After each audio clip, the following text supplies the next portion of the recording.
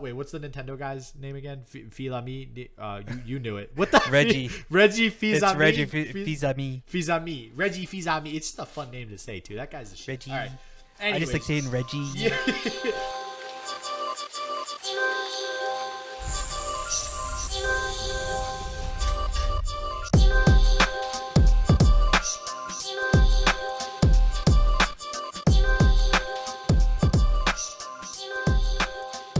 Alright everyone, and welcome to another edition of Game Wild, episode 19. Yes, I'm counting them now, so there is no question in my mind that we are on number 19. So, there everybody. We're learning from our mistakes. We got it. Somebody called me out on my YouTube that I can't count Legends of Runeterra either, so it's clearly across multiple platforms that this is a problem. Yeah. It's across the multiverse of Game Wild's platforms and the team members.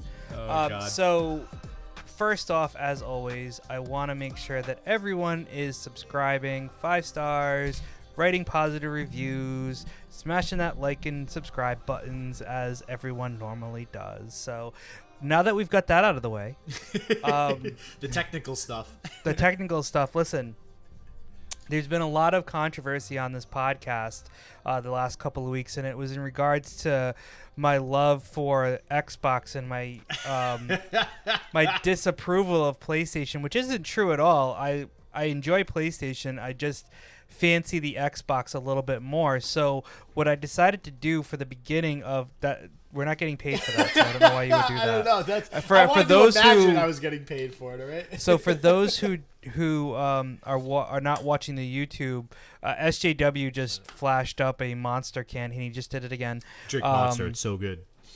So, anyways, he loves to interrupt me when I'm doing stuff. But I like to distract you, especially since I'm trying to be positive and support him and his love for the PlayStation. So the beginning part of this episode is going to be a little bit of a PlayStation-centric episode, talking about a few things that we saw this week off of the PlayStation, and then it's going to be Legends of Runeterra heavy from there on out. So let's get started. Question of the week. Oh yeah, and actually I didn't even see this before you put it up. So you want to go? So I'll do it first, or? Yeah, first I want to give a shout out to probably our number one fan, Adam C. Adam, my dude. He is answering the question from last week about who's your favorite Mortal Kombat character. Hands down for him, Sub-Zero. Icy Temperatures. Didn't really ask him if he was talking about Sub-Zero from MK1 or Sub-Zero going forward from there, because if you do not know the Mortal Kombat lore, Sub-Zero was killed in Mortal Kombat 1, and his brother took over the reins in Mortal Kombat 2 and beyond. Although Sub-Zero, I'm gonna go with the OG. The OG Sub-Zero did come back in another form. Yep.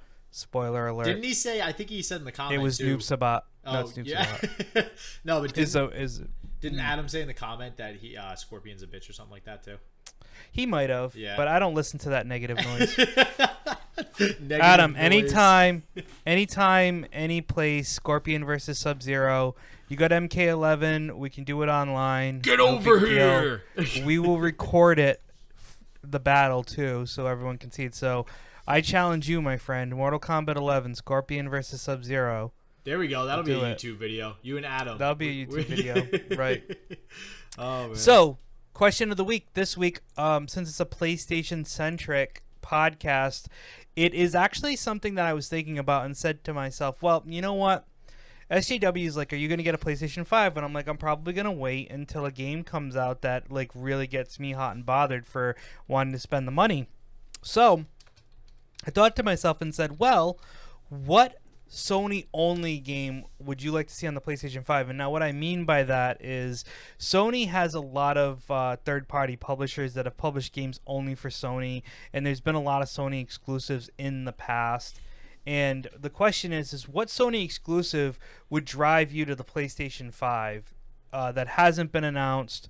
Or if it has been announced, great, because that means you're going to get it. I know you're going to get it anyways, but listen, I'm very hopeful about this. There's been a lot of like negativity about this possibly happening, but one of my favorite Sony-only games of all time is the Twisted Metal franchise. Ooh, that's I absolutely love the Twisted Metal franchise, and So if I were gonna pick any game that I'd like to see on the PlayStation 5 that was exclusive, it's either a new Twisted Metal, a remastered Twisted Metal with updated graphics and maybe adding a couple of new characters, something like that. Now, I did a little research in regards to this to see if there is a Twisted Metal game coming out on the PlayStation 5, and there isn't. There isn't. Oh, there isn't. Oh, wow. There isn't. That's so sad. And I think the last one came out when? 2012, I think?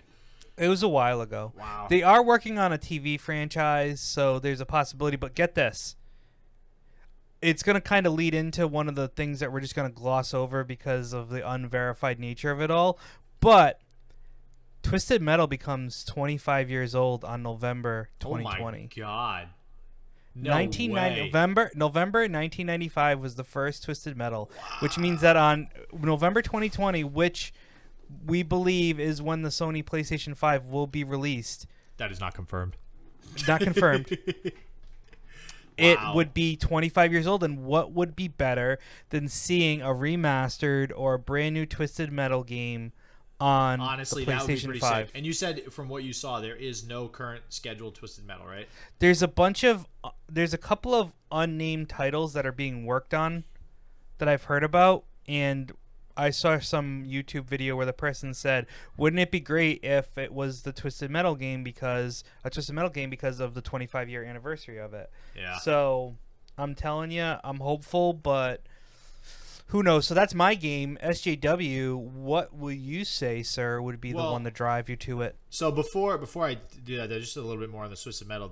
So the one that came out in 2012, which is just Twisted Metal, that was for PS3. So there actually was no specifically PlayStation 4 Twisted Metal that came out, which it's kind of bonkers. It's surprising. Well, it's surprising too because think of how like Sony won the PS4 battle because they had so many good games that Microsoft didn't have, and that was without Twisted Metal.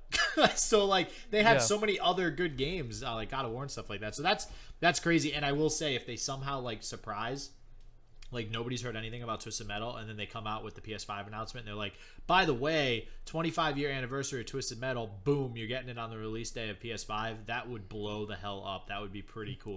I would buy it. I would then spend the money to get the PS5 at that point. I mean, I'm going to get a PS5. Whether I get it on release or not is really the question. A PS5 is in my future. It's just a matter of when, because the next Spider-Man game that comes out, that's going to be a Sony-only game, which they pretty much have confirmed that's going to happen. Yeah. I'm going to be there. That's why I bought believe it or not, I didn't own a PlayStation 4 until God of War came out. You are insane, sir. There's so many games on PlayStation that you missed out on. Holy crap. I didn't miss out on them because I can get them. Well, yeah, but what other games have you played for PlayStation? God of War, what else? God of War and the Spider-Man game. Jesus Christ. Oh, you disappoint me. Because probably most of them were playable on Xbox One. I mean, the Xbox One, so I bought them on the Xbox One. I only bought the exclusives for Sony because... I don't know. All I can say is you're hitting me in the feels with the Twisted Metal, man, because that... Isn't it great? Oh, my God. And honestly, so one of the other things we're going to get into in a second is the Tony Hawk remaster, which would be amazing. But the reason I mention that now is because 1995 was like the year. That was like the year of video games for my youth. Like, that was so much crap came out. You have Twisted Metal. You got Tony Hawk Pro Skater was the shit. You got Final Fantasies were coming out left and right back then. Like, that was... Oh, my God. That was... Every game was just fire. So, Spyro was one of the first PlayStation games I ever played, the original Spyro. So, all right. So, you never really answered the question. All right, question of the week. So, obviously God of War is probably going to be a thing. I'm not going to say God of War, though. What I do want to say... especially because I'm hoping they're also going to be doing this movie that they're talking about. And there was a rumored article that I actually just found back in March that Nolan North is hinting about reprising his role as for Uncharted. So for Nathan Drake. So I would love, because they did say that supposedly the fourth one was the last one in the series. I call bullshit. I think that series is way too fire to just not make more games of it. I don't care if they just kill Nathan Drake and make a new guy. Like, that game needs to live on. Wow. It's such a good storyline. They could literally, at this point, the game is that big, they could kill off Nathan Drake and have it still be good. That's crazy, because usually the main character is what drives you to continue playing the game, because you want to see that character's story arc continue to grow. So I do. Like, yeah, obviously it would be, I think, much better if Nathan Drake were in it, but they have done, like, I have that much faith in the creators of that game at Naughty Dog, like, regarding the whole storyline and everything, that they could literally kill off any cast and probably spin it so that it still makes sense with Nathan Drake's arc and just makes it such a good story. So I think Uncharted 5 would be the shit at launch. I don't think it's going to happen at launch. I think they're going to wait probably a year or two into the life cycle of the system. Which is doesn't have to be at launch. I didn't say launch. I just said what would make you get a PlayStation. No, like, I said at launch. I want it at launch because I don't like to wait because well, I'm a freaking millennial and I want it now. I mean, I would be so pumped if Twisted Metal was a launch title of some kind, and like I said, that would make me want to get it. So there we go, guys. And there is the question of the week answered. The Last of Us is also that gets a runner up. So. Just like my Spider-Man 2 would be the runner-up because I know it's happening. Yep. So let's move over to some more PlayStation stuff that happened this week. Realistically, I had seen an article on Tech Radar about the possibility that a dual sense controller leak happened where it said it will be available for purchase on November 20th, 2020. Obviously, it's very difficult to confirm all that stuff. It's a leak. It's all rumor based, but it would fall in line with everything we've been saying about where the systems launch, the dates that they launch. So even though it's really difficult to confirm anything with the leak to say that it's valid, 2020. It's not a bad idea, not a bad. No, that's it. Honestly, breakdown. That's a good. Yeah, it's a good like marketing ploy and stuff. 2020. I just like. All right, I think, or sorry, it'd be 10. What is that? 10 2020. Right? 11 2020. So, all right, just a PSA, quick for everybody that listens to this podcast. Okay, I mean, obviously goes without saying, don't believe everything you read on Google, right? I mean, it's the internet. But everything on the internet is true. Everything on the internet is true. That's why we decided to get on this podcast and go, because once we're in the internet, anything we say is true. It's the internet is correct all the time, 50% of the time. So, anyway, this PSA is watch out for articles that you read, because when we obviously fake news. Yeah, exactly. #fake news. Or not even fake, just like regurgitated, reused news. And that's why, like, so me and Ruffhouse, we obviously do a lot of research prior to these podcasts. We stay up on video game news. We look at recent articles and stuff to stay abreast of the situations. And it just, every time we look up articles, it seems like a lot of these sites, they reuse old news over and over again when there is no news, right? Especially, I'm sure that's even worse with the coronavirus because there's not as much going on, right? But just, it's not always new. It's literally the same stuff. So obviously, it's been known for a while that PS5 is going to come out towards the end of the year, probably sometime between October and December. November 20th does seem like a pretty good date. And like you said, if Twisted Metal's coming out, that would be baller for it to come out. Absolutely. The same month. So, but I have some. Wow, that was blurry. I have some news on something that I promised I would do last podcast. Oh, that's right. What is it? That is, share with us. The dude, the guy that we couldn't figure out. We were talking about. Wait, what's the Nintendo guy's name again? Filami.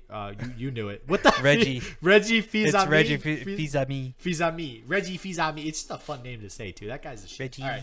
Anyways, I just like saying Reggie. Yeah, you can't really shit on anybody at Nintendo. Like, Nintendo's just like that company that's always just gonna do. He's not with Nintendo anymore, by the way, just so everyone knows. Yeah, he's no longer with Nintendo. But anyways, so the guy I was thinking about with Sony, which for you hardcore PlayStation fans, you might know him, but his name is Mark Cerny. He's the lead system architect. So, and this is why I do agree with your point that you made last time. You don't need a lead system architect, I think, to be the face of the company. The lead system architect might as well be speaking like Polish the entire time. You need somebody that can speak just straight up English to every normal average consumer out there. This guy, so to add on to this PlayStation 5 news that we're going over right now, there was a YouTube video and a conference that PlayStation 5 had to go over all of the system design specs, basically everything, but not just hey, this is how fast the CPU is. Hey, this is the graphic GPU. This is the fans. This is how much it doesn't overheat. Like, it wasn't just that. It was literally like, okay, these atoms work with these atoms to like work with the microprocessing board and the, you know, like all these really big words that make no sense. But obviously they do to the lead system architect. But I just, like, there is some worth and some value to presenting that information, definitely to some people that are maybe higher level. But the consumers don't give a shit about that. The consumers care about the overlying, you know, numbers, which is GPU speed, CPU speed, you know, is it going to blow up when I turn it on? Like, just simple stuff like that. And they did this instead. So, like, I definitely give them credit for being very transparent. That's a big thing nowadays. So, props to Sony for that. But you need a hype guy. you need a guy that can go on stage and get the crowd cheering and excited for PlayStation 5, not for everybody to be taking notes and thinking, oh God, do I even know anything about video games anymore? Like, this all seems like Polish to me, you know? Right. So I don't know, man, but that's his name, Mark Cerny. That is currently, as far as I'm concerned, the only true face, anyways, over the last year. I'm sure they had a different guy present at maybe the last E3 or something. Yeah, I have no idea. Yeah, but right. I mean, that just goes to show you that it doesn't come to top of mind for that guy. Exactly. So now there you go. Forgetful. Yeah, exactly. In other news for Sony, dude, you texted me this. I was souped. When I watched that video that you sent me, I was so excited. So for those of you who haven't been on the internet lately, which if you haven't, I mean, it's COVID. You've obviously been home. What are you chilling doing? on Google. Yeah, what the hell are you doing otherwise?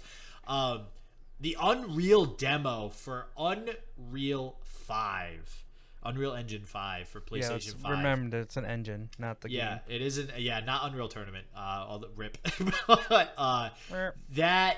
Oh my God, the light. Oh Jesus. So what? Let me ask you first. What were your initial thoughts on it? It was amazing. It was beautiful. I just don't know if it's going to be like. You see stuff like this and you say, wow, this is great, but it's in a contained atmosphere. It's a demo. Yeah. You know, will they be able to put this into real-time gaming in an uncontrolled environment? Like, it was a very controlled environment, this demo, okay? Yeah. So, can they take it and put it into real-time gaming and stuff like that, where it's not as controlled, where other things can happen, when a player can do stuff and it's not set up to be the way it was, which was very structured, okay? And I think that's the problem, right? It was structured, which demos are. That's the point of a demo. It's to show off some stuff, and you hope that it can really happen. But I'm telling you guys, I am impressed, but I am also, what would you call that? There's like a word for that. Like, I'm impressed, but I'm also, God, it's not underwhelmed. Maybe no, I was not underwhelmed by it. I think it was more or less just a situation where I'm hopeful, I guess. But or the Killzone effect, like when they previewed Killzone for the PS3 release, and it was like everybody 2 weeks later was like, "This was faked. This video isn't real. They just made it for the demo." Like that, right? Exactly. But but this is a demo. Demo, you know. Do you know what game it was, by the way? I don't think there was a game. No, I think it was literally just created for it. Yeah, exactly. It was just like, hey, this is like a Tomb Raider ripoff style where she's in a canyon running through. But at the end of the day, I mean, you nailed it. That's exactly what it was. You nailed it. I mean, at the end of the day, I'm very, very happy with what they're coming out with. And if this is something that we can do for next-gen graphics and next-gen gaming, it's taking it to a level we haven't seen in a very, very long time. And you know, going back to last week and talking about the Xbox or a week or so ago, you know, there was a lot of talk about one of the Xbox setups where they were like, hey, we're going to show gameplay footage, and it was not exactly gameplay footage. It was kind of like faux gameplay footage, and it upset a lot of people.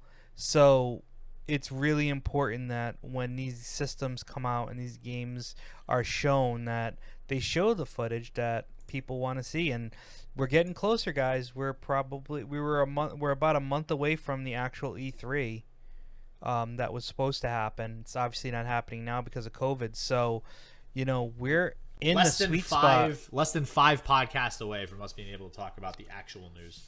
So what's going to happen in the next 4 or 5 weeks? Where is it going to come from? Who's going to be the first to go out and do it? I'm going to be impressed by the first team that comes out and puts dates to everything Actually and says this is what's happening the facts. and shows us, exactly, the facts. And it's coming. Well, listen, here's my take on the Unreal Engine. I get what you're saying. Demos are meant to be structured. That's how they're built, and they're doing it for a reason, to create hype, even if it's a little off from what the actual game might be. But from what they demoed, the entire purpose of the demo was, I think, to show that the lighting and all of that stuff was reactive. One of the things that stuck out to me, reactive in terms of like, no matter where you move that character in the game, it's going to react properly. Whereas, like, here's an example. You're playing something like Call of Duty or a shooter or something, and you are hugging a wall, and in that typical, like, moving the camera angle around the wall, and now it starts to glitch, like, into the wall, and now you can see kind of like into the wall, through the wall, and like your arm is halfway in the wall. Like, so everybody's experienced that at some point, whether it be in a shooter or whatever, even if it's like one character interacting with another where it doesn't look like their hands are touching, they kind of just like are floating or even slightly going through each other. And one of the things they showed in this demo was when this, like you said, Lara Croft knockoff was climbing up a cliff. They slowed it down and zoomed in when she was like walking through a doorway and held her hand on the door.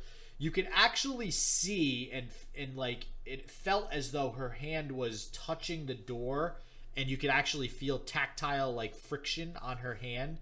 Or you can't feel it, but the way that it appeared on the screen, it felt like she was actually tactile, like touching the door. Well, right? You might be able to with the DualSense controller.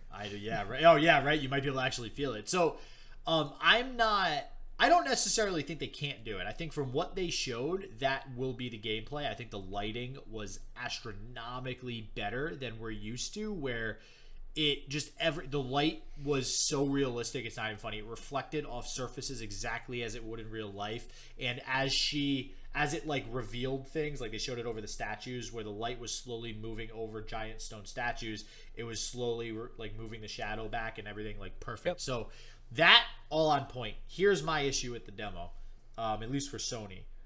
I don't know if Sony was attempting to use, it seems like they were attempting to use this as a PS5 hype. Because obviously it's the Unreal Engine 5 released on the PS5, 5, like, oh my god, this is great, right? So I don't know if it's going to be that great a hype, because I think that the graphics and everything that was displayed will also be capable on the Xbox. Like, now, this generation, this is the first time the where specs it's like, are pretty. Yeah, pretty it's not even a question. Like, both systems are going to be the same. I don't care if one has 0.01 megahertz more or whatever. Like, it doesn't matter. They're both going to do the same shit. So I'm not worried about that. I'm worried about the games, and I'm worried about the content, and I'm worried about the software and the apps that they're going to offer that the other does not. So right. To really push something like Unreal Engine 5, yeah, sure, that's a cool, nice demo, and I'm souped for it, but that doesn't drive me towards the PS5 as opposed to the Xbox right now. So yeah, I get you. So I just wanted to throw that out there because I know that you really enjoyed that demo, and it was pretty cool. But awesome. Yeah. So now we're gonna get out of the PlayStation realm, and we're gonna go into another thing that was announced this week, and it was the Tony Hawk 1+2 remastered. So if you were an old school gamer of skateboarding back in the 90s, you would have played these games. And I have to say, super pumped about it. I was a huge Spider-Man. Do you remember playing as Spider-Man in one of the Tony Hawk games? Oh, yes. Oh, my God. Yeah. And they had Wolverine in one, and they had Spider-Man. So, I mean, I always played it anyways. But, like, when Spider-Man was, you could unlock Spider-Man. He was, I believe, in Tony Hawk Pro Skater 2, which means that since they're remastering both of them, hopefully they're bringing Spider-Man back, because I used to love doing the Spider-Man flip where he would go up high, throw the skateboard, and then he'd use his web shooter to pull it back in. They will no doubt have him plus probably way more random. I think Wolverine was in 3.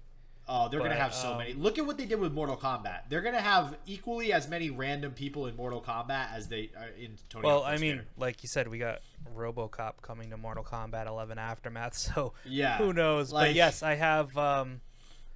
Yeah, Spider-Man was in Tony Hawk Pro Skater 2, which means that he should, since they're remastering it, since he was part of that game, he should hopefully be in that as well. And the great thing about all this stuff, guys, is you don't have to wait very long, from what I understand, to be able to play this game. I'm kind of surprised, but it's a remaster, so a lot of the stuff's already there. So it's more about just like making it look good, getting the physics to work out, and I'm seeing September 4th in the article that we have from The Verge here that it's going to come to the PlayStation 4, Xbox One, and PC via the Epic Game Store on September 4th. So that's one thing that I am surprised. Okay, wait, hold on. Let me make sure I have this right. Activision and Epic are the same company now, right? I don't know. I think that they may be owned by the same company, but they're obviously not the same company. But who? I don't know. Epic, and he's gonna look this up. Everyone, you can hear the typing. No, because Activision is Blizzard. I know that. Well, they disconnected from each other. I thought Activision and Blizzard. No. They were disconnected. Now they're. Oh wait, they didn't. Oh wait, split from Vivendi and Grow. I don't know. We gotta look that up. I haven't been on the up and up with the companies and what they've been buying and selling lately and splitting or whatever. But what I thought was odd, because I know Neversoft, like the nostalgia in me knows that Neversoft is Tony Hawk Pro Skater. I did not realize Epic. I wasn't expecting Epic Games to be involved. Well, they're just going to be the game store for it, so that's all it is. You're going to only be able to get it on the Epic Game Store. Epic. Like I'm really surprised some other companies didn't pick this game up to put it in their game store. Well, like, I'm sure that was. Huge. Well, I'm sure that Epic probably paid some money to Activision to be like, hey, and if Activision and Epic are aligned in some way, there you go, you have it right there. Because at that point, you would buy it on the Blizzard launcher. It would be part of the Blizzard launcher. That's so what I'm saying. It's weird. On the BlizzNet. But yeah, so it seems like it's going to be really big. It's being handled by Vicarious Visions, which has history with skate franchises and remaking games. So they have some of the stuff. They released the Crash Bandicoot Insane trilogy. That was basically a remaster of the PlayStation era classic game. So Crash Bandicoot was amazing too. So that's what I love cool about this whole era of games, the nostalgia, man. And if you look in the article, which we'll post, they do have like swipes on the video, so you can see like what Tony Hawk looked like back in the day and what the remastered looks like. Yeah, I think he needs a real remaster himself right now. He's looking a little rough in that picture. Yeah, well, it's all right. You can tell he's aged a little bit. He was like the skateboarder back then, but because what is he, like almost 60 now? God, who knows? Probably in his 50s at least. Yeah, wow, that's crazy. Yeah, this game, man, this is button mashing skateboarding at its finest. I cannot wait to play this. Like everybody loved just doing Benihanas up in the half pipes, and we used to literally just remember that level with the pipe all the way around the warehouse. That was like the level that everybody remembers from Tony Hawk Pro Skater.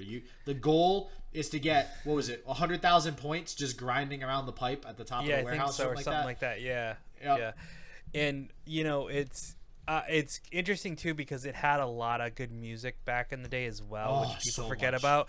Yeah. So there's also a question of what music is going to be involved, which if they're going to be able to get the same music. So if they're questioning the music of the music situation, I'm wondering if they have to question secret characters too, because Marvel is and Sony. Well, they can't screw that up. They can't screw up the music. Like it needs to be good music, or that will severely hurt the game. No, there's definitely going to be good music in it. I just don't know if it's going to be the original music. Or if they're going to try to remaster it and get some newer stuff. Well, here's my comparison, right? Madden. I know Madden back in the day, I loved all the music on Madden. And then suddenly it just like took a turn for the worse. Well, they really weren't into the music after. Like, I mean, they weren't really focusing on it as much as they were back then. Well, that's because and that's a good point. So I feel like back then, because it's a focus situation. Yeah, it was less focused on the gameplay because it was a lot simpler of games back then, and it was more like, okay, what can we do to make this cool? And it was music. So I really hope Last Day of School from the Wild Bunch was on that game. That was one of my all-time favorite songs. I listened to that the day I graduated. Gotta love Tony Hawk Pro Skater, man.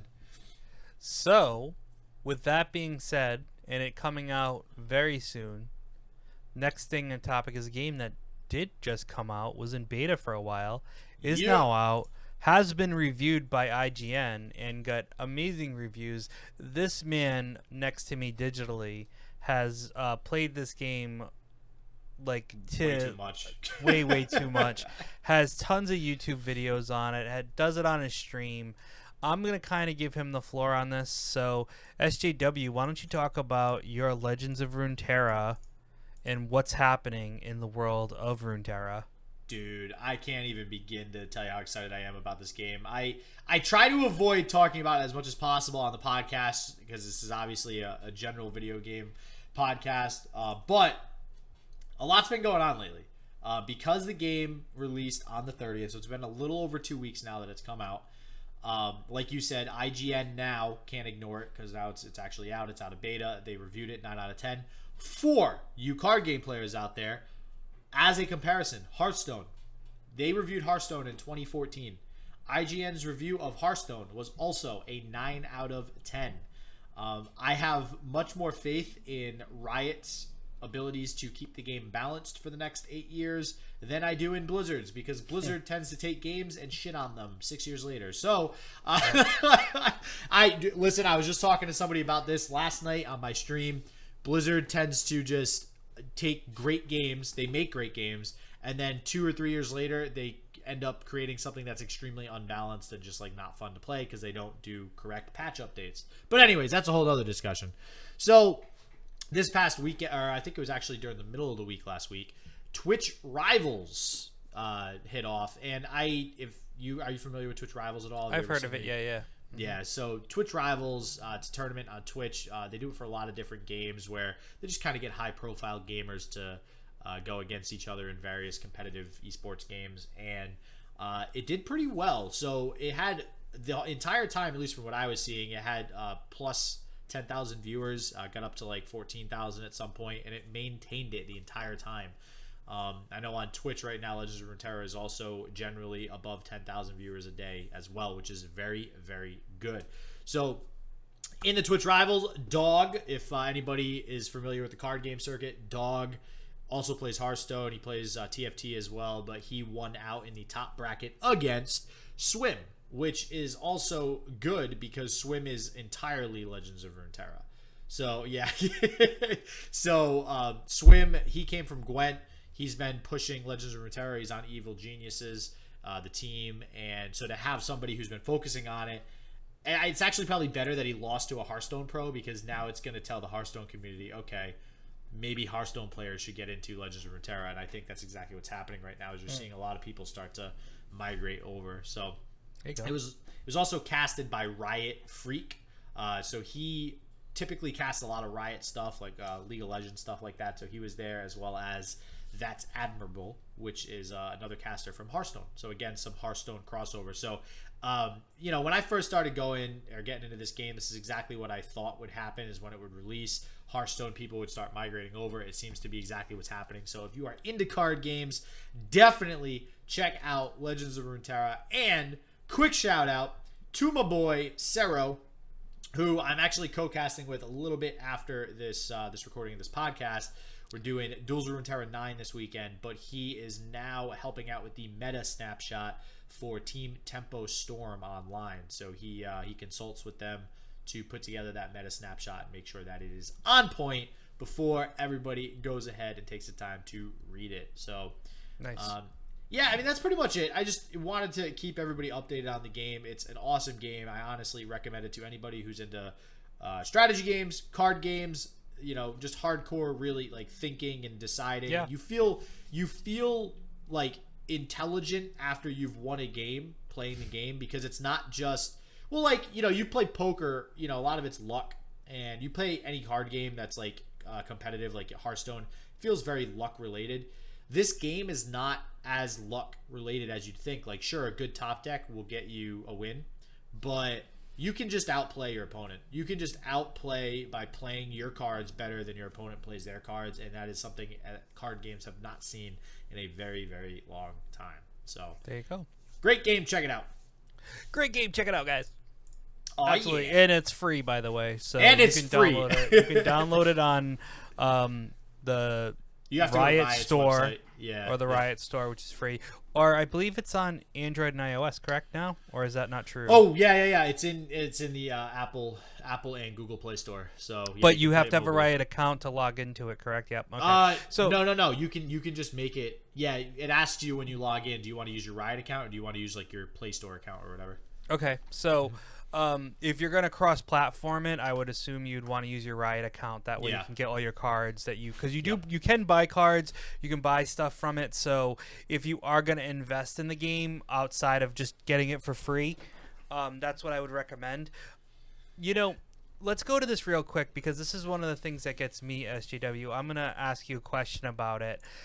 For something that's been hyped up so much, right, and that's been around for at least 3 or 4 months continuously, even though it just came out, there is the beta, and the beta also lets you carry over anything that you already won or paid for. Yeah.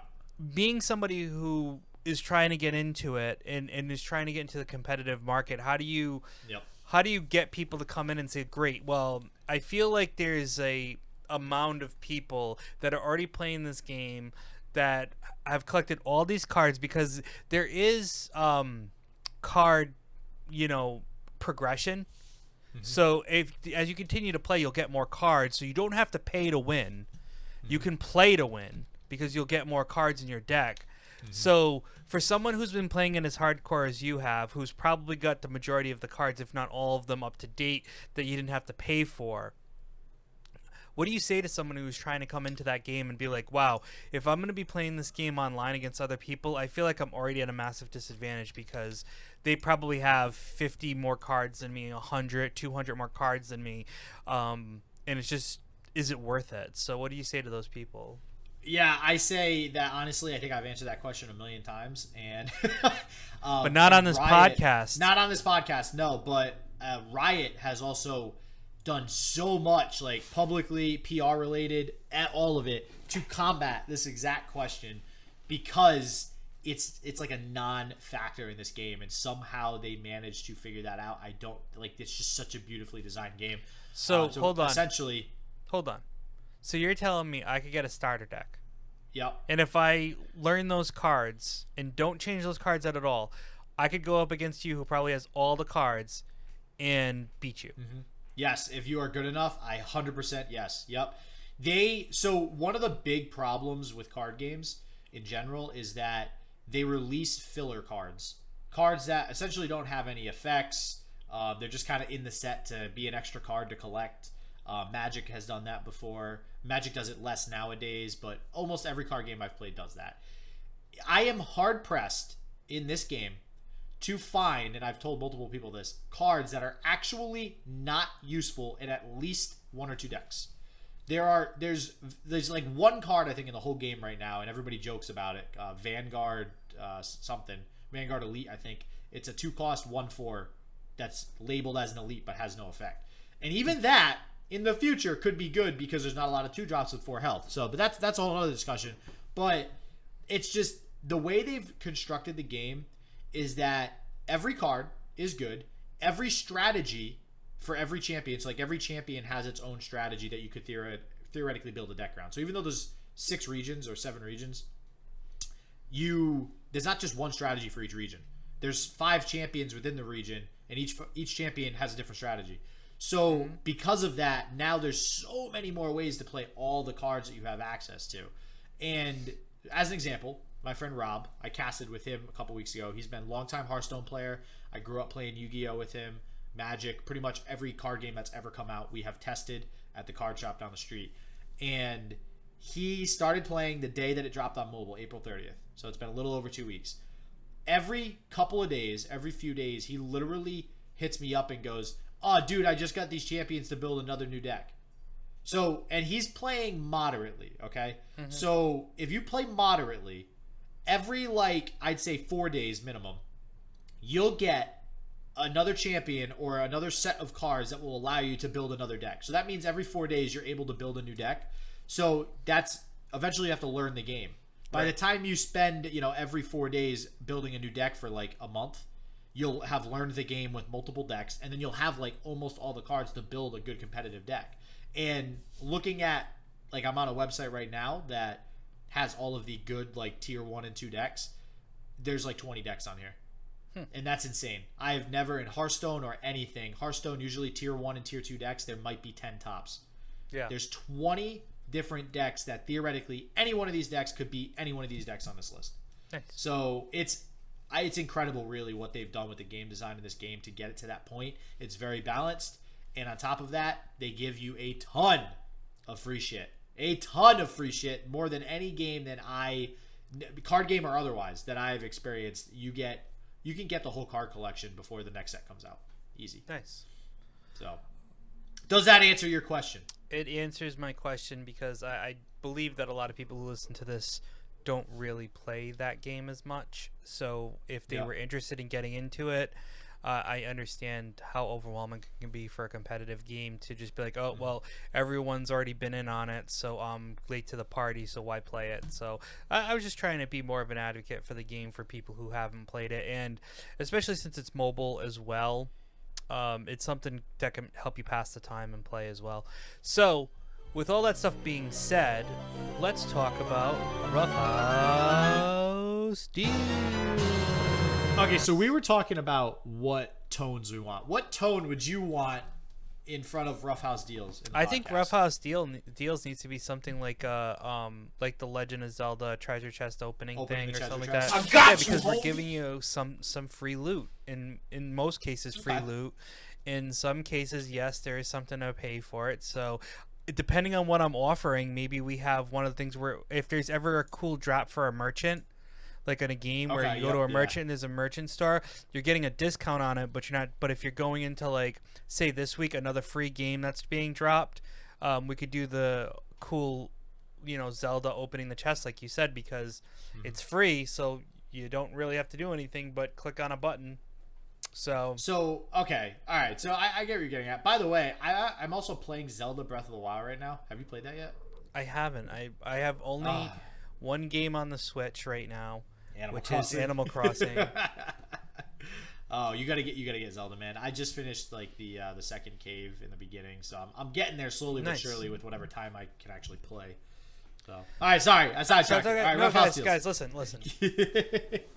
I try to find games that you can get for free that are, some of them are like rated highly. I don't even know what this game is rated, but it's a Lego game, and everyone loves Lego games. So, until May 21st on the PlayStation 4, Xbox One, and PC, it looks like the Steam store, you can get Lego Ninjago movie game for free.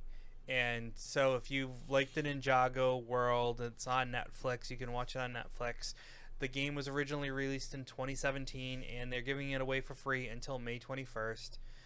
So basically, it's another fun Lego game that you can play. And this is from GameSpot, so this is the place that told me about it, that I found. They also have a couple other deals going on that I don't know if they're for every system that I just said, but you can get Dragon Ball Z, Fighter Z for $14.39. Dude, I just saw now. That at the bottom. I'm about to just like leave this podcast and go buy that. That's really good. $15 for a $60 game, and that's a really good game. Yep. Wow. Dragon Ball Fighter Z. Forza Horizon 4 is $42 from $60. Jackbox Party Pack 5, $12. Oh, wow. Down from $30. So there's that one. I see it right now. It's $19.49 on the Steam store as the discount from the link that's in there. So it's not as discounted for some reason. So this is from GameSpot. So I was trusting them, but I'm clicking on it. So anyways, those are some of the games that are on sale or free for you this week. Once again, May 21st is the deadline. So if you have a PlayStation 4, Xbox One, or PC with Steam installed, you can get this Lego Ninjago game for free. I don't know about our listeners, but I mean, every time I listen to you do the Ruffhouse deals, I end up going to download the games. Like, you're literally informing me as well. Well, that's what I try to do. I keep it fresh. Fighter Z, wow, that's ridiculous. $14.39 for a $60 game, and this came out in like what, the last year and a half, right? That's crazy. I don't remember when that one came out. Fighter Z, I don't remember. Is this only on Steam? The Fighter that Z one is only on Steam, by the way, guys. Sorry about that. It's not on an Xbox or PlayStation 4. That kind of stinks. But yeah, it's still, fighting game. You can listen. Hey, it's on Steam and you can plug your Xbox controller in, so you can still play with a controller. So listen, if you're a part of the 14% unemployment rate, don't complain. Get the free game. All right, like, you got the time. Ouch. You got plenty of time to play the games right now. Go get it. Relax. And we'll have a link to the GameSpot article in the notes there for you guys, so you can click on it to see. But basically, all you have to do is look up the game on the Xbox Store, PlayStation Store, or Steam to actually download it. But if you're looking for any of those other deals I talked about, you'd have to click the link in the app to get it, or find the games on Steam. So with that being said, we've got free games, we've got discounted games, now we've got games coming out next week, or this week because it's Monday technically when this drops. So what's coming out this week? My question is really, can we get through a week of new games coming out without scantily clad women? Let's see if we can do it this week. Oh my goodness. I don't know. Listen, spoiler alert. I'm going to jump in on your stuff right now. Golf with your friends? Definitely probably some scantily clad women in that one. All right, that was a curveball because I was expecting you to really go after the Chuho Jotai because I don't really know what that means. Oh, no, I'm sure that's where it's going to be. I mean, you could also have said Maneater, which is another game coming out. Actually, Yeah, because of the game. But spoiler alert, definitely not what you think it is. All right, let's see. So let's start this off, guys. I'm stealing your thunder today. Let's take it off with Golf with Your Friends. All right, Golf with Your Friends. Let's see what the cover's looking like. And nope, we're good. All right, no scantily clad women here, everybody. We have, which actually, sidetrack real quick. Have you ever played Everybody's Golf? I don't think so. It doesn't sound familiar. I've played I've played a bunch of golf games, and I've played the not online, but mobile games that you download. But I don't know what the heck the name was, so can't say that it is. I asked because when I lived in Richmond with my friends a little while ago, it was previously called Hot Shots Golf. You ever play that? Yes. Okay. So we used to play Hot Shots Golf when I lived in Richmond. This was back when I was in college. So, we're just partying all the time, and we would literally just sit and play Hot Shots Golf. It was the most addicting, super fun game. If you haven't played it, check it out. It's totally worth it. It's a PlayStation 2 game, and there's also a PlayStation 3 game, and then Everybody's Golf is on PlayStation 4. Everybody's Golf is also good. But anyways, this one is Golf with Your Friends, Volcanic Update. Actually, this does not say, so there's an update on Steam too, but this says it's the actual game itself is coming out on PS4, Xbox One, and Switch. So it looks like it's been out on Steam for a little while. Why have friends if not to play golf with your friends? Nothing is out of bounds, which Hot Shots people will know that out of bounds is a very common phrase used in that. As you take on 9 courses filled with fast-paced, exciting, simultaneous mini golf. This is mini golf for up to 12 players. The par, wow. Oh my God, I can't. This is bad. Pun filled. This is really bad. This is one of the top 5 worst puns.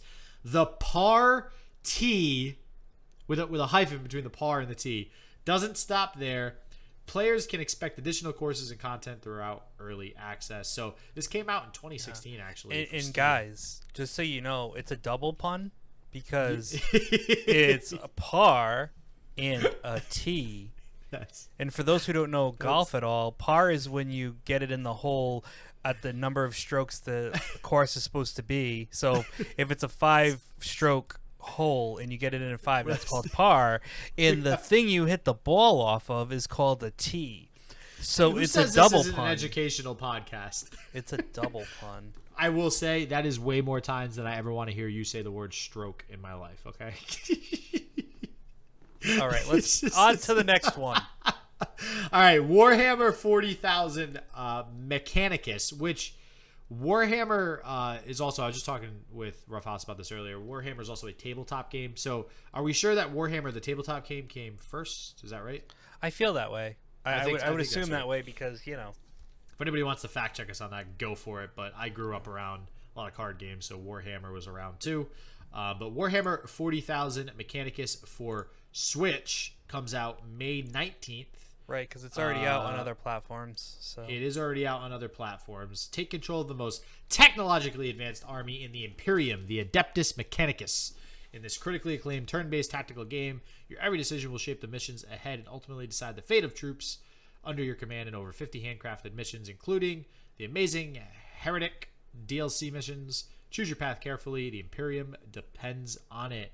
I've never played the Warhammer games on consoles. I very rarely played the tabletop games too, but as far as strategy games are concerned, this seems pretty fun. there you go. The wonderful 101 remastered. So, can I tell you, so we're talking about remastered games, obviously. I've never played this game, and it looks interesting. It always looked interesting. I just never decided to play it or get it. And Warhammer? No, the wonderful 101 that you're about to talk about. Oh, really? Yeah. I've never even heard of it until now. Okay, well, go for it. So what did you hear about it before this? No, it was very positive reviews back in the day when it came out originally on the Wii U, but I never really was interested in getting it, and I'm kind of like one of those, like, well, maybe I try it out now on my Switch. Is this kind of like a play on that movie? Like, I'm looking at all the characters right now dressed up as, like, you know, weird looking superheroes. Mm-hmm. You know that movie with the family of superheroes that's like a Pixar movie? The Incredibles. Yeah, The Incredibles. Is that like kind of, this looks like a play on that? I don't know, because it's I don't remember exactly what the Wonderful 101 is about, but it looks interesting. It's very cartoony. Yeah. I think that, like, you have a 101 heroes fighting or something, and that's why it's called the Wonderful 101, trying to stop a massive destruction of the world or something. Actually, here's the random side point, because after I scroll down on the description of the Wonderful 101, is Wii U still a thing? Well, no, the Switch is taken over, so I mean, you obviously can still have a Wii U, but well, it's just funny because this, like, on the bottom of this article for this, it has Wii U and Switch on it, and then PS4 and Steam. Oh, there you go. So like if the Wii U was the previous console, which I know it is, but I would expect PS3 to be on here too, but it's not. So that just strikes me as odd that they're catering to the Nintendo audience with the Wii U and the Switch instead of just the Switch. I don't know. That's just me. So here's the description though. A team of heroes from around the world must unite to protect the Earth from vicious alien invaders. This band of 100 wonderful ones work together using their fantastic abilities to create a variety of forms. Whether it be a giant fist or a sharp blade, they'll use their wits and power to overcome the enemy's pitfalls and perils. And the final member of this team of courageous heroes is you. So you are the one in 101. So that is coming out for, again, PC, PS4, and Switch. US digital on May 19th and EU digital on May 22nd. Crucible is next up. So this comes out, what does it say? PC, so Steam, May 20th. This looks interesting. This kind of reminds me, what's that game that everybody really thought was going to do well? It was like a sci-fi shooter, and it ended up tanking. You had robots. You had big robots in it, too. Titanfall? No, it was similar to Titanfall. Titanfall did well. Titanfall did well. It was similar look to Titanfall, look and feel. And it was kind of like Destiny, but it didn't do well. Oh, man, I don't it's know. going to come to me at some point. But anyways, that's what this kind of looks like if anybody knows what the heck game I'm talking about. Crucible is a free-to-play, team-based PvP action shooter driven by the choices you make. So this looks like they're trying to aim at a sort of competitive game to like Overwatch. So again, this does come out May 20th, 2020. So I'm actually curious to see. Oh, God. Oh, God. What other games does Amazon Games make? I don't know. This is Amazon Games is the publisher. Really? Amazon Games that is very interesting to me. Huh. And when I click on Relentless Amazon Studios. Games on it's Relentless Studios. Yeah, the New World is the only other one that I. And Relentless Studios only has Crucible. So that shows me, or that tells me that Relentless Studios is probably just owned by Amazon Games. It's probably just a subsidiary. But yeah, the only other one is New World, and I haven't seen New World either. Apparently it came out back in August. No, it's August 2020. It's not out yet. Oh, it's not out yet. Okay. So this might be the very first game by Amazon Games. So I'm going to promise you guys again to follow up on something for next week, and that is what in the hell is going on with Amazon Games? And what we're going to do, guys, is since it's coming out on May 20th, maybe SJW and I will co-stream it at some point next week. Yeah. And see, because I'm sure there's going to be a huge Twitch kick to it as well because it's an Amazon item. So maybe that's what we'll do. And does it say what the groups are? It's a team-based. So is it 3-on-3? Is it 4-on-4? It says... to be honest with you, no, it just says PvP. Yeah. It's probably 4v4 or 5v5. That's the typical thing with that. Yeah. But yeah, and it's, dude, I just went to amazongames.com and it is games in the top left corner all in yellow with the smiley face arrow underneath it. So this is legit. Amazon Games is now making games. So wow, yes. They really, for those of you who don't know, by the way, for logos, Amazon, do you know what the arrow is underneath it? It's a smile. Yeah, it's not just a smile though. What is it? Go for it. Smile with an arrow. So what is it? Amazon. So the arrow is pointing from A to Z. They offer, because it's supposed to be that they offer everything from A to Z. Right. So in games, it points from G to S. I don't really know what that means, but I know what the Amazon logo means. That's for sure. So, yes. And it's just like the FedEx logo. For those of you who don't know, there's an arrow in the FedEx logo if you look. So, all right, random side note. Okay, anyways, Crucible. That comes out May 20th. And yes, I am 100% down to test that with you and see how that goes. Because it is also maybe we'll free give to play. a review of it next week. Yep, I'm like down. We did for Bleeding Edge. Bleeding Edge was pretty good, too. I wonder if it's been doing well. Yep. Monster Train. So, Monster Train comes out for PC on May 21st. This is a card game that looks eerily similar to Slay the Spire. Really? I likey. This looks incredibly similar to. Wow, I just got really excited, Joe. I don't know about you. Me too. Oh, and you can download the demo right now on. All right, guys, we have to end the podcast. We'll talk to you later. We're gonna do this too. Maybe we'll demo it as well. Dude, we have some stuff to do. We're gonna be playing some games, and maybe we'll just stream it. Can you take Wednesday off with me from work? Yeah, right. Do you have any PTO time? I have plenty of PTO, but they don't want me to use it right now. Well, what's the point of PTO then? No, I know. I'm joking. I'm joking, but I think, dude, I think it's something to look at for sure. Yeah, so this says, so I'll actually read the description. I know our little schoolgirl excitement going on right here. I just opened up I'm downloading the demo right now. Joe's preoccupied now. All right, Monster Train is a strategic. Oh, dude, even the first sentence just gets me going. Monster Train is a strategic roguelike deck building game with a twist. The smile on your face is great right now, too. No, just because of how excited you are over it. That's oh, dude, I can't wait. Dude, because Slay the Spire was so good. I love Slay the Spire. Absolutely. Oh, it's so good, but they just that's it. It's done. The game's over. They're not releasing more content. It's just over. This isn't the same creators, is it? It looks like it's somebody different.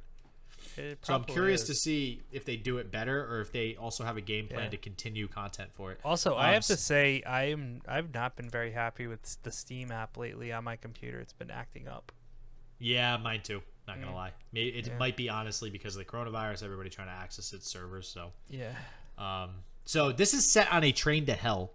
You'll use tactical decision making to defend multiple vertical battlegrounds with real-time competitive multiplayer and endless replayability. Monster Train is always on time. There is multiplayer as well, so this might be Slay the Spire getting into the mainstream. Yeah. Cool. I don't think so because Good Shepherd Entertainment and Shiny Shoe I don't believe those guys have done anything like Slay the Spire. So yeah, this is actually interesting. You get the free demo. It's available now for the demo. I'm gonna try it. I'm sure you're gonna try it too. And if I don't know what the demo has, but we'll have to work out some time together to really get this going, you know? Oh, we're doing it. While we were doing this too, I also clicked download. So, so, all right. Next up, we have, all right, here's the moment of truth. If there's going to be scantily clad woman or not. Chuhu Jotai. Let's see what we got here. No. Wow. This actually complete opposite. It's like 8-bit graphics. So, today we have found. Oh, what? So is this actually? I don't have the description up. I guess I pulled the wrong thing up. But this does come out. It's like May 22nd. Yep, May 22nd. It's definitely very 8-bit like. It's really weird. It just I don't even know how to explain it. There's. I'm trying to pull up the Kazani's Civil War. It's I think you can end the Kazani Civil War. Now's your chance to play this entry-level Danmaku game. That's it. Danmaku? That's what it said? Yeah, Danmaku. That's it. Oh, here we go. Oh, no, here we go. Yeah, I think you can play this. And Kozani's Civil War. That is so random. It is weird.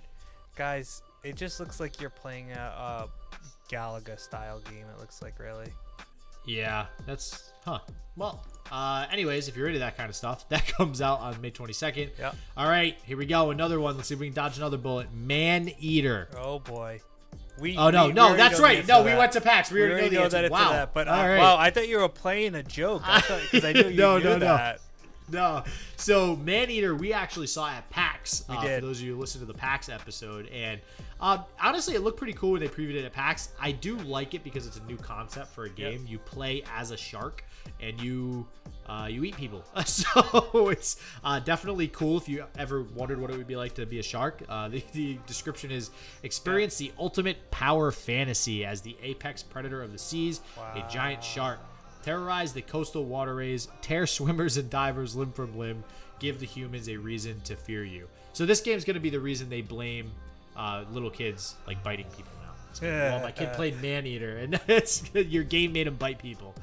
All right, and we have Saints Row is the last one. Not going to describe that because I'm pretty sure everybody knows what Saints Row is. It's basically GTA V2, and the third remastered. PC, PS4, Xbox One, May 22nd. Nice. So, dude, there you go. I am really excited for Monster Train. Well, I don't know about you know what that means? And it means Crucible. that's the end of the podcast, guys, because we got to download some games and try them out. So we thank everyone once again for joining us today, listening to our podcast, watching us on YouTube. We thank you guys. We'll try to work out some times where we're going to do maybe a live stream at some point, and we're going to be on Twitch. We'll work it out and see when it is, and we'll put it on our social medias. Or YouTube, possibly. Or YouTube for the gaming, for the co-stream stuff that we're going to do. So this is Ruffhouse Plays signing off. This shit just works. Signing off. Peace out. Later.